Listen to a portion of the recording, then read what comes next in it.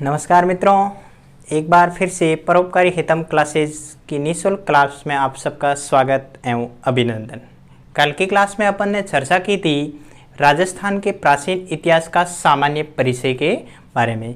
इसमें अपन ने चर्चा की थी राजस्थान के इतिहास का जनक कौन है, कर्नल जेम्स टॉड के बारे में, टॉड की पुस्तक के बारे में, उनके गुरुजी के बारे में और सभ्यताओं के अनेक सारे अपन ने उदाहरण पढ़े। तो आज इसी की आगे की अपन बात करें तो राजस्थान में अनेक प्रकार की सभ्यताएं हैं। उन सभ्यताओं में अपन शुरुआत आज से शुरू करते हैं। तो अपन शुरुआत करते हैं आज सभ्यताएं। क्या शुरू करते हैं? सभ्यताएं। सभ्यता शुरू करने से पहले अपन को सभ्यताओं के स्थान के बारे में कि कौन सी सभ्यता किस जिले में है, किस दिशा में है, उससे पहले अपने को बोर्ड के बीचों बीच में राजस्थान छापना पड़ेगा। तो राजस्थान कोई लंबी चौड़ी कहानी नहीं है।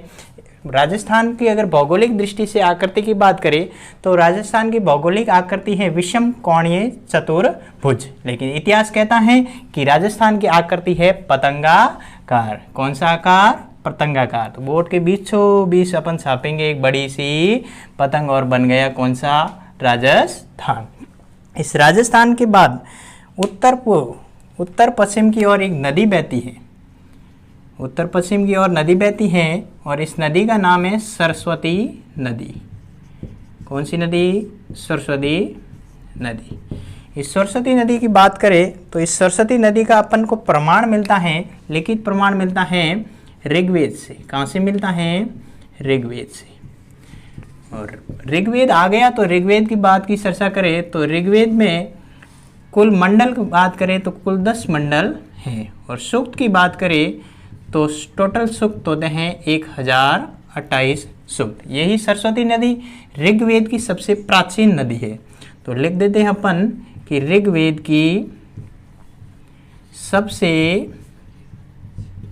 प्राचीन नदी कौन सी हो गई? सरस्वती।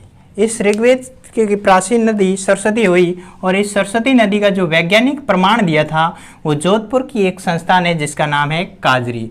तो अपन चर्चा करते हैं कि इस नदी का वैज्ञानिक प्रमाण दिया था काजरी ने। काजरी, और काजरी है जोधपुर में। कहाँ है? जोधपुर। पूछ ले काजरी का पूरा नाम तो केंद्रीय शुष्क अनुसंधान संस्थान जोधपुर। कहाँ पे है? काजरी, जोधपुर में। इसी से मिलता जुलता एक और नाम आता है जिसका नाम आपरी, वो भी अपनी कहाँ है? जोधपुर में। समय और आगे बढ़ा तो इस सरस्वती नदी के पश्चिम में एक जिला पड़ता है जिसका नाम है जैसलमेर। कौन सा जिला? जैसलमेर। जैसलमेर के एक 60 मीटर लंबी एक जल पट्टी है। 60 मीटर लंबी क्या है? जल पट्टी। इस जल पट्टी की विशेषता की बात करें तो इस जल पट्टी में सेवण घास पाया जाता है। कौन सा घास पाया जाता है? सेवण घास। सेवण घास बहुत ही पौष्टिक आहार है। दुधारू पशुओं के लिए सबसे पौष्टिक आहार की बात करें तो ये सेवण घास है। मरुस्थल में इतना पौष्टिक आहार होने के कारण इस जल पट्टी को एक नाम दिया गया है इतिहासकारों के द्वारा। इसे कहते हैं चंदन का नलकूप। चंदन का नलकूप। इसी के अन्य नाम की बात करें तो इसको कहते हैं थार का घड़ा। थार का घड़ा। इस सरस्वती नदी पर एक सभ्यता पनपी है। इस सभ्यता की अपन चर्चा करें तो इस सभ्यता का नाम है कालीबंगा। कौन सी सभ्यता? कालीबंगा। और कालीबंगा के अगर जिले की बात करें तो ये जिला है हनुमानगढ़। हनुमानगढ़ जिला। कालीबंगा सभ्यता की जिले की बात करें हनुमानगढ़ जिला। और इस कालीबंगा शब्द के शाब्दिक अर्थ की बात करें तो शाब्दिक अर्थ होता है काले रंग की चूड़ियाँ। शाब्दिक अर्थ क्या है? काले रंग की चूड़ियाँ। काले रंग की चूड़ियाँ। अगर बात करें इस कालीबंगा शब्द की, ये मुख्यतः शब्द किस भाषा का है तो ये मुख्यतः मूल शब्द है पंजाबी भाषा का। किस भाषा का है? पंजाबी भाषा का है। किस भाषा का है? पंजाबी भाषा। कालीबंगा सभ्यता की बात चल रही थी, तो कालीबंगा सभ्यता, कालीबंगा सभ्यता के वर्तमान अगर किनारे जो नदी है उस नदी की बात करें तो नदी का नाम है घग्गर नदी, घग्गर नदी। इसी का दूसरा नाम अपन चर्चा करें तो इसको नदी को कहते हैं पाट, इसी को कहते हैं नट नदी, नट नदी। इसी के और नाम चर्चा करें तो इसका नाम है मृत नदी। अगर बात करें वर्तमान की कालीबंगा सभ्यता किस नदी के किनारे है तो घग्गर नदी के किनारे। पाट नदी इस घग्गर नदी का अन्य नाम है क्योंकि इसका जो प्रवाह क्षेत्र है वो बहुत ही संकरा है, इस कारण इसे कहते हैं नट नदी। बात करें इसे नट नदी क्यों कहते हैं तो नट नदी का मतलब ये होता है घग्गर नदी का जो उद्गम होता है वो हिमाचल के शिवालिक पहाड़ियों से होता है। अगर शिवालिक पहाड़ियों पर बर्फ गिरे तो इस नदी का प्रवाह क्षेत्र आएगा, अर्थात ये नदी उद्गम होगी, अर्थात चलती चलती ये नदी नट जाती है, इसलिए इस नदी का नाम है नट नदी। और मृत नदी को अपन ये भी संज्ञा दे सकते हैं, वर्ष में कभी चलती हैं कभी नहीं चलती हैं, इसलिए इसे मृत नदी की संज्ञा दी गई। इस कालीबंगा सभ्यता, कालीबंगा सभ्यता का जिला अपन ने चर्चा की थी अभी, इस जिला है हनुमानगढ़ जिला, हनुमानगढ़ जिला। इसके बाद अपन बात करें इस कालीबंगा सभ्यता की खोज की तो खोज हुई थी 1951 ईस्वी से 1951-52 ईस्वी तक। खोज कब हुई थी कालीबंगा की 51 से 52 ईस्वी तक। बात करें खोजकर्ता अर्थात कालीबंगा की खोज किसने की उस व्यक्ति का नाम, और खोजकर्ता की नाम बात करें तो नाम है पी अमलानंद घोष। कौन सा घोष? पी अमलानंद घोष। आगे चर्चा करें कालीबंगा सभ्यता की इसका उत्खनन कार्य। उत्खनन हुआ था इसका वर्ष 1962 से 69 ईस्वी तक। इसका उत्खनन अर्थात खुदाई की थी इसकी 1962 से 69 ईस्वी तक। उत्खनन करता अर्थात इसने की खुदाई, सभ्यता की खुदाई करने वाले व्यक्तियों की नाम, अर्थात उत्खनन करता। उत्खनन करता व्यक्ति आते हैं दो नाम, एक का नाम है बीके थापड़। कौन सा थापड़? बीके थापड़। और दूसरे की बात करें तो बीवी लाल, बीवी लाल। इस कालीबंगा सभ्यता की अगर उत्खनन खुदाई की जो दो व्यक्ति थे, एक का नाम बीके थापड़, दूसरे का नाम बीबी लाल। आगे अपन चर्चा करते हैं कालीबंगा सभ्यता। तो कालीबंगा सभ्यता सिंधु घाटी का उदाहरण है, यानी कि सिंधु घाटी सभ्यता का राजस्थान में अगर एकमात्र उदाहरण मिलता है तो वो कौन सी सभ्यता है? कालीबंगा सभ्यता। अर्थात अपन कह सकते हैं कि कालीबंगा का जो काल है वो आद्य ऐतिहासिक काल है। कौन सा काल है?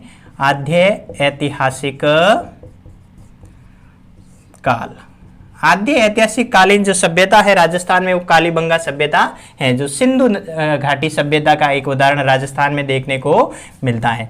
आद्य ऐतिहासिक काल की जो चर्चा करते हैं, इस काल में क्या होती है, अपने को जो लिखित प्रमाण तो मिलते हैं, अर्थात अगर इसके इतिहास की बात करें, इसके लिखित प्रमाण अपने को क्या होते हैं? मिलते हैं, लेकिन कैसे हैं? अपठनीय है। अपठनीय बोले तो पढ़ नहीं सकते हैं, क्योंकि इस आद्य ऐतिहासिक कालीन सिंधु घाटी सभ्यता की बात करें, यहाँ पे एक लिपि हुई थी, इस लिपि का नाम है सैंधव लिपि। कौन सी लिपि?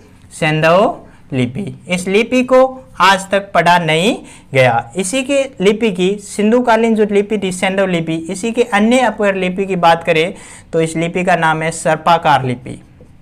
कौन सी लिपि? सर्पाकार लिपि। इसी के दूसरे अन्य नाम की बात करें तो इसका नाम है ब्रुष्टोफीदन, ब्रुष्टोफीदन लिपि। इसी के अन्य नाम की बात करें तो अगला नाम है गौमुत्रिका, गौमुत्रिका पद्धति, गौमुत्रिका पद्धति। ये सैंधव लिपि के अन्य नाम हैं। बात करें अगर कालीबंगा सभ्यता, तो कालीबंगा सभ्यता एक ग्रामीण सभ्यता थी। कैसी सभ्यता थी? ग्रामीण सभ्यता, कालीबंगा जो सभ्यता थी वो नगरीय सभ्यता थी। कैसी थी? नगरीय सभ्यता। अर्थात अपन कह सकते हैं कि कालीबंगा के जो लोग रहते थे वो कैसे लोग थे? शहरी लोग थे। नगरीय सभ्यता की अगर विशेषता की बात करें तो यहाँ पे परिवार की प्रणाली होती हैं, वो परिवार की प्रणाली कैसी होती हैं? जो एकल परिवार होती हैं। कौन से? एकल परिवार। एकल परिवार उसे कहते हैं मम्मी पापा और उसकी कुंवारी संतान, उसे कहते हैं एकल परिवार। अब एकल परिवार होगा तो वहां पे अगर परिवार की सत्ता होगी तो सत्ता की बात करें तो मातृसत्तात्मक पितृ। चलिए, नगरीय सभ्यता की जो विशेषता की बात करें तो विशेषता होती है यहाँ पर एकल परिवार होता है। अगर एकल परिवार के अपन की सत्ता की बात करें तो एकल परिवार में सत्ता की बात अर्थात यहाँ पे जो कर्ता हर्ता होती हैं वो मातृ होती हैं। अर्थात यहाँ का परिवार कैसा है? मातृसत्तात्मक है। कौन सा सत्तात्मक? मातृसत्तात्मक। अर्थात कालीबंगा सभ्यता में जो भी परिवार था वो एकल परिवार था और इसमें परिवार में जो सत्ता थी वो माता की थी। इसी के साथ अगर आगे अपन चर्चा करें तो कालीबंगा सभ्यता, कौन सी सभ्यता? कालीबंगा सभ्यता। इस कालीबंगा सभ्यता में अपने को नगर दो भागों में विभाजित मिले। कितने भागों में? दो भागों में। कह सकते हैं नगर दो भागों में विभक्त। कितने भागों में था? दो भागों में। एक का बात करें तो एक था अदुर्गीकृत, अदुर्गीकृत,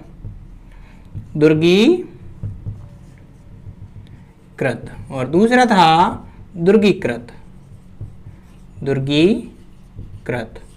अदुर्गीकृत और दुर्गीकृत में यही अंतर है कि जो साधारण लोग रहते थे वो अदुर्गीकृत में रहते थे। कहाँ रहते थे? अदुर्गीकृत। और राजा श्रेष्ठ और धनी और सामंत लोग रहते थे वो कहाँ रहते थे?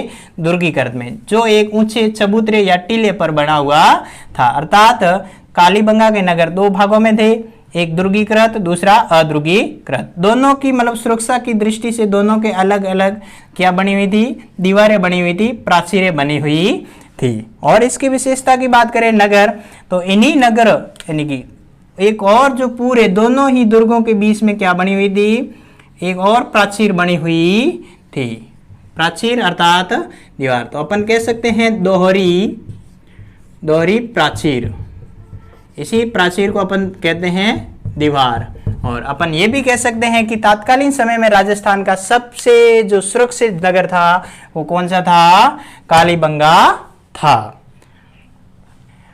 बात की कालीबंगा सभ्यता के नगर दो भागों में विभक्त था, एक दुर्गीकृत दूसरा अदुर्गीकृत। दो भागों में था, दोनों के अलग अलग प्राचीरें थी और नगर दोहरी प्राचीर से दोहरी दीवार से सुरक्षित था। अर्थात कालीबंगा जो नगर था वो सुरक्षा की दृष्टि से बहुत ही महत्वपूर्ण था। समय और आगे बढ़ा तो इस कालीबंगा की खुदाई हुई तो खुदाई में मिला कि कालीबंगा में टीले मिले तीन प्रकार के। कितने प्रकार के?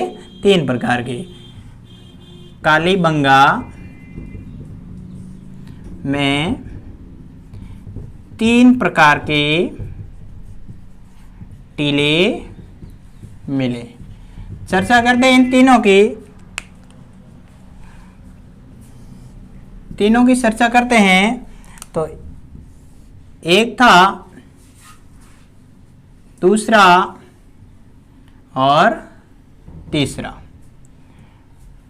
इन दो टीलों की बात करें तो एक का नाम था KLB फर्स्ट, KLB सेकेंड और KLB थर्ड। तीन दुर्ग मिले कालीबंगा से। अगर बात करें सबसे जो पश्चिम में जो दुर्ग था, टीला था, वो कहलाता है KLB फर्स्ट और जो सबसे पूर्व में था वो KLB थर्ड दुर्ग हैं। बात करें इसके अलग अलग साइज की तो सबसे बड़ा टीला था वो KLB 2 और अगर सबसे छोटे की बात करें तो KLB थर्ड था। समय और आगे बढ़ा तो कालीबंगा की खुदाई हुई। तो कालीबंगा की खुदाई में नगरों की जो सड़क की पद्धति थी, यानी कि कालीबंगा की सड़कें, तो सड़कें क्या होती थी? एक दूसरे को समकोण पर काटती थी। अर्थात सड़कों का रूप था वो कैसा था? समकोण रूप। समकोण रूप कैसे? देखो एक कालीबंगा है, नगर है, तो इस नगर में सड़कों की बात करें तो ये सड़कें एक दूसरे पर क्या होती थी, समकोण के रूप में थी, अर्थात एक दूसरे को 90 डिग्री पर काटती थी और समकोण पर काटती थी। इसीलिए इन सड़कों के पद्धति को देखकर इतिहासकार अलग अलग नाम देते। इस समकोण के रूप को देखकर इसको कहते हैं ग्रिड पद्धति। कौन सी पद्धति? ग्रिड पद्धति। ग्रिड पद्धति। इसी के दूसरे की नाम बात करें तो इसका दूसरा नाम है ऑक्सफोर्ड पद्धति। ऑक्सफोर्ड पद्धति। आगे की बात करें तो इसी समकोण के रूप को कहा जाता है सैसफोर्ड पद्धति। सैसफोर्ड पद्धति। समकोण के रूप को काटते हुए सड़कों को इतिहासकारों ने अलग अलग नाम दिए और इन सड़कों के किनारे बने हुए थे भवन। क्या बने हुए थे? भवन बने हुए थे। और इस भवन की बात करें तो भवने बने हुए थे ईंटों से। किससे बने हुए थे? ईंटों से बने थे। ईंटों से बने थे। बात करें तो ईंटें कैसी थी तो बता देना। कच्ची थी पहले और फिर बाद में पक्की। तो कच्ची और पक्की ईंटों का जो प्रयोग हुआ है वो कालीबंगा सभ्यता में हुआ। इसी भवन में मिलती हैं अपने को दरारें। क्या मिलती हैं? दरारें मिलती हैं। और इस दरारें का मतलब अपन ये अनुमान लगा सकते हैं कि यहाँ पे क्या आया था? भूकंप आया था, अर्थात भूकंप के प्रमाण मिले। भूकंप के प्रमाण मिले। अपन कह सकते हैं राजस्थान की वो सभ्यता जहां से भूकंप के प्रमाण मिले तो क्या आएगा अपने? कालीबंगा। कालीबंगा के बारे में अपन ने चर्चा की है। नेक्स्ट जो भी बच्चे हैं कालीबंगा की सभ्यता के बारे में वो अपन चर्चा करेंगे अगले वीडियो में। आज के लिए इतना ही। अगर आप इस चैनल पर नए हो तो इस चैनल को सब्सक्राइब कीजिए और ये क्लास पसंद आई हो तो लाइक कीजिए, शेयर कीजिए, कमेंट कीजिए। धन्यवाद।